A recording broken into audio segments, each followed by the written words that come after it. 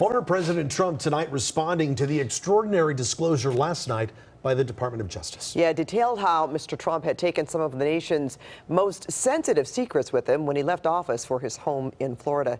And KCAL9 political reporter Tom Wade is here with Mr. Trump's response. Yeah, this is escalating once again, and there is no end to this sort of back and forth right now. Another big hearing tomorrow. So the former president is lashing out at the Justice Department, calling the search an illegal raid and trying to make a case for a special master to review the documents that were seized. When the stunning image of secret and top secret files found at former President Trump's home, Mar-a-Lago, was made public, some counterterrorism officials were speechless. President Trump's attorneys have now responded with a court filing of their own, continuing to press a federal judge in Florida to assign a special master to the case to review the documents that were seized. Mr. Trump's attorneys say in the filing the search was a legally unsupported raid on the home of a president and possibly a candidate against the current chief executive in 2024. The filing also acknowledges that classified material was found at Mar-a-Lago, but argued that it should not have been cause for alarm. I think the first question the judge has to tackle is whether or not the former president can even bring this case. The Department of Justice said he has no standing. These are not his documents. These are the people's documents.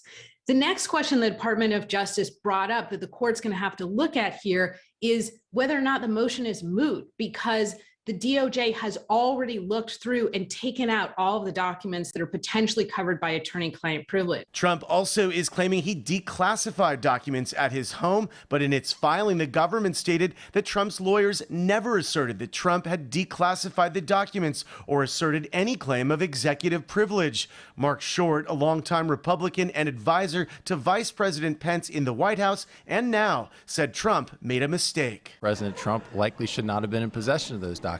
I don't think that's too far of a stretch for a rational person to say. We're also learning more about the redacted FBI photograph showing classified cover sheets, some with HCS markings. That refers to intelligence derived from covert human sources. Some of the documents were found in Trump's so-called 45 office at Mar-a-Lago, a location considered vulnerable by intelligence officials. The last thing you want to do is disclose those capabilities and the insights from them to our adversaries. The Justice Department also sharply suggested possible obstruction of the probe by Trump and his lawyers, asserting they had evidence that government records were likely concealed and removed from the storage room, and that efforts were likely taken to obstruct the government's investigation.